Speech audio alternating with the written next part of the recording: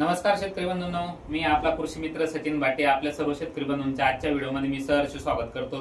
शेतकरी बंधूंनो, आज आपण महत्त्वाच्या मुद्द्यावर व्हिडिओ बनवत आहेत। हळद एकरी 40 क्विंटल उत्पादन कसं काढावं आणि हे 40 क्विंटल उत्पादन काढत असताना आपल्या हळद पिकामध्ये कोणत्या समस्या येतात आणि या समस्येचं निवारण करण्यासाठी आपण काय उपाययोजना करू शकतो त्याबद्दल आज आपण व्हिडिओ बनवत आहेत। तर हा व्हिडिओ बघण्या अगोदर शेतकरी बंधूंनो, तुम्ही अजूनपर्यंत आपल्या YouTube चॅनलवर ज्याचं नाव आहे आपला कृषी मित्र सचिन भाटे या YouTube चॅनलवर नवीन असाल तर चॅनलला पहिले सबस्क्राइब करून घ्या, बेल आयकॉन बटन दाबा आणि व्हिडिओ आवडला तर जास्तीत जास्त लोकांपर्यंत शेअर करायला विसरू नका। तर शेतकरी बंधूंनो, एकरी 40 क्विंटल उत्पादन काढणं खूप अवघड नाहीये, कारण आपण 4 ते 5 वर्षापासून हिंगोली येथे हळद पिकावर काम करत असताना आपण बऱ्याच शेतकरी बंधूंना 40 क्विंटल पर्यंत उत्पादन हे काढून दिलेलं आहे आणि ज्या समस्या आहेत त्या आपण प्लॉटवर जाऊन प्रत्यक्ष निवारण केलेलं आहे। त्या माहितीच्या आधारे आज आपण काही पॉइंट इथं बघणार आहोत ज्याच्यामुळे हळदीचं उत्पादन हे घटत चाललेलं आहे। क्षेत्र वाढत आहेत, भाव चांगले आहेत, पण हळदीचं उत्पादन हे घट होत आहेत। तर त्याचे कारण काय आपण सविस्तर बघणार आहेत। तर शेतकरी बंधूंनो, यामध्ये आपण जर पहिला पॉइंट बघितला तर पहिल्या पॉइंट मध्ये हुमणी अळी, हे हुमणी अळीचा प्रादुर्भाव जास्त झाल्यामुळे काय होतंय, हुमणी अळी आपल्या कंदाला खाते आणि आपली हळद वाढत नाही आणि आपली हळद ही दबल्यासारखी दिसते। बरेच शेतकरी बंधूंना हुमणी अळीचा प्रादुर्भाव लक्षात येत नाहीये। सगळ्यात सोपी तुम्हाला आयडिया सांगतो मी, जर आपली हळद जिथं दबलेली असेल, बाकी ठिकाणी वाढ होते, एखाद्या ठिकाणी दबलेली असेल तर 100% तिथं हुमणी अळी लागलेली आहे। आपण झाड उपटून पाहायचंय, तिथं अळी लागलेली आपल्याला सापडणार आहेत। तर ही हुमणी अळी बरंच मोठ्या प्रमाणात नुकसान करत असते। हा एक महत्त्वाचा पहिला पॉइंट आहे।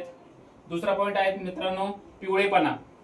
आता शेतकरी बंधूंनो, आपल्या हळदीमध्ये पिवळेपणा येतो, आपण बुरशीनाशक मारतो, पण समस्या काय आहे, पिवळेपणा कशामुळे येते, तर याची समस्या आपल्याला प्रथमतः लक्ष घेणं गरजेचं आहे। शेतकरी बंधूंनो, पिवळेपणा जो येतोय त्याच्यामध्ये एक कारण असू शकतं चुनखडीयुक्त जमीन। ज्या जमिनीमध्ये पांढरे खडे असतात, आपली जमीन काळीची आहे पण पांढरे चुन्याचे खडे असतील त्याला आपण चुनखडीयुक्त जमीन म्हणतो।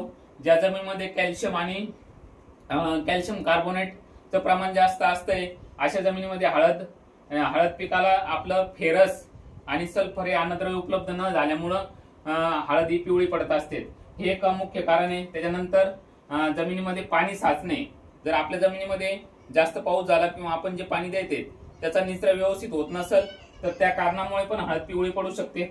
तिसरं कारण आहे अन्नद्रव्याची कमतरता, म्हणजे जे पिकाला सल्फर, झिंक, फेरस वगैरे जे सूक्ष्म अन्नद्रव्य पाहिजेत, या अन्नद्रव्याची कमतरता असेल तरी पण हळद पिवळी पडते। येतं म्हणजे पुढचा पॉइंट आहे पांढऱ्या मुळ्यांची कमी वाढ, म्हणजे पांढऱ्या मुळे कमी असतील तर तरी पण हळद पिवळी पडते, कारण आपण देत असलेले खत हे पिकाला उपलब्ध होत नाही, कारण पांढऱ्या मुळे हे पिकाला खत उपलब्ध करून देण्याचे काम करत असतात। पुढचा मुद्दा आहे बुरशीचा प्रादुर्भाव। जर आपल्या जमिनीमध्ये बुरशीचा प्रादुर्भाव होत असेल तर आपलं पीक हे पिवळं पडणार आहेत आणि त्याचा आपल्याला दुष्परिणाम हा दिसून येणार आहेत। शेतकरी बंधूंनो, पिवळेपणामध्ये या मुद्द्यांचा आपण विचार करावा। आपल्या शेतामध्ये पिवळेपणा असेल तर या मुद्द्यापैकी आपला मुद्दा कुठं, आपलं शेत या कॅटेगरीमध्ये कुठं बसतंय ते आपण शेतकऱ्यांनी एकदा ओळखणं गरजेचं आहे। आता पुढचा मुद्दा आहे कंदसड। तर आता शेतकरी बंधूंनो, महाराष्ट्रामध्ये मोठ्या प्रमाणात पाऊस होते तर अजून कंदसडचा प्रादुर्भाव अजून कुठपर्यंत आलेला नाहीये। हळद लागवड करून 60 ते 70 दिवसापर्यंत कालावधी हा झालेला आहे, अजून कंदसड तर पुढे चालू झालेलं नाहीये, पण इथून पुढे कंदसडचा प्रादुर्भाव हा आपल्याला येऊ शकतोय, तर त्याचं नियोजन आपण पहिले करणं गरजेचं आहे। शेतकरी बंधूंनो, याच्यानंतर कमी फुटवे। हळदीचं उत्पादन हे कंदवर्गीय पीक आहे हळद, तर याला फुटवे जास्तीत जास्त असणं गरजेचं आहे शेतकरी बंधूंनो। तर कमी फुटवे असतील तर उत्पादन हे आपलं कमी येणार आहेत आणि आपल्याला त्याचा उत्पन्नामध्ये फटका बसणार आहे। तर कमी फुटवेची कारणे आणि त्याच्यावर उपाययोजना काय आपण पुढच्या व्हिडिओमध्ये बघणार आहेत। त्याच्यानंतरचा पॉइंट आहे शेतकरी बंधूंनो करपा।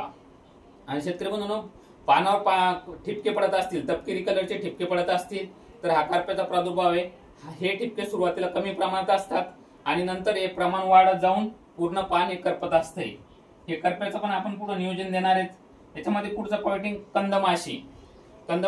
शेतकरी बंधूंनो, ही कंदमाशीचा आता सध्या प्रादुर्भाव नाहीये, पण ही सप्टेंबर महिन्याच्या नंतर ही कंदमाशी आपल्याला पिकावर दिसून येते। ही कंदमाशी काय करते, ज्या ठिकाणी कंद हे उघडे असतात त्या ठिकाणी अंडी टाकायचं काम करते आणि या अंड्यातून आळ्या तयार होऊन आपल्या कंदाला सड लागण्याची शक्यता असते आणि आपले फुटवे जे असतात ते फुटवे सडण्याची शक्यता असते। तर कंदमाशीचं नियोजन आपण पुढे देणारच आहेत। तसेच शेतकरी बंधूंनो, हा ऍक्च्युअली हा पहिला पॉइंट होता, पण हा शेवटी लिहिण्यात आलेला आहे. तर हा पॉइंट आहे योग्य जमिनीची निवड. शेतकरी बंधूंनो, हा योग्य जमिनीची निवड हे खूप महत्वाचं आहे. तर योग्य जमिनीची निवड म्हणजे आपली जमीन ही उत्तम पाण्याचा निचरा होणारी असावी. या जमिनीमध्ये सेंद्रिय कर्ब, जे आपण ऑर्गॅनिक कार्बन म्हणतोय, हे ऑर्गॅनिक कार्बनचं प्रमाण चांगलं असणं गरजेचं आहे. तसेच आपल्या जमिनीमध्ये चुनखडीचं प्रमाण हे नसणं गरजेचं आहे. चुनखडी जास्त असेल तर अशा शेतामध्ये हळद लागवड करू नये, किंवा लागवड केली असेल तर याच्यावर काय उपाययोजना कराव्यात ते आपण पुढच्या वेळेस आपण सांगणारच आहेत. तर शेतकरी बंधूंनो, आपण हे पॉइंट बघितलेले आहेत. एवढ्या पॉइंटचा जर आपण विचार केला आणि याच्यावर उपाययोजना जर करायचे ठरवलं तर नक्की 100% आपण 40 क्विंटल उत्पादन एका एकर मध्ये 100% काढू शकतो. तर आपण या पद्धतीने हे नियोजन करायचं आहे आणि तुमच्या सोबत मी आहेच वेळोवेळी मार्गदर्शन करण्यासाठी. तर शेतकरी बंधूंनो, हा व्हिडिओ तुम्हाला कसा वाटला नक्की कमेंट करून सांगा. यापैकी तुम्हाला तुमच्या शेतामध्ये हळद पिकामध्ये कुठला प्रॉब्लेम आहे, हुमणी अळी असेल, पिवळेपणा असेल, यापैकी कुठलाही प्रॉब्लेम असेल तर नक्की आम्हाला कमेंट बॉक्स मध्ये तुम्ही पाठवा. हा आपण आता आजपासून हा हळद पिकावर रेग्युलर प्रत्येक समस्यावर निवारण करण्याचं काम आपण करणार आहेत. कारण बऱ्याच शेतकरी बंधूंचे मला फोन येतात, फोटो पाठवतात, सर हळद पिवळी पडली आहे किंवा हुमणी अळी लागली आहे, तर काय करावं. तर हे प्रत्येकाला आपण सांगू शकत नाही. तर आपण या व्हिडिओच्या माध्यमातून हे सांगण्याचा प्रयत्न करणार आहेत. शेतकरी बंधूंनो, हा व्हिडिओ तुम्हाला कसा वाटला नक्की कमेंट करून सांगा. तुम्ही अजूनपर्यंत आपल्या चॅनलला सबस्क्राईब केलं नसेल तर सबस्क्राईब करून घ्या आणि बेल आयकॉन बटन दाबायला विसरू नका. धन्यवाद.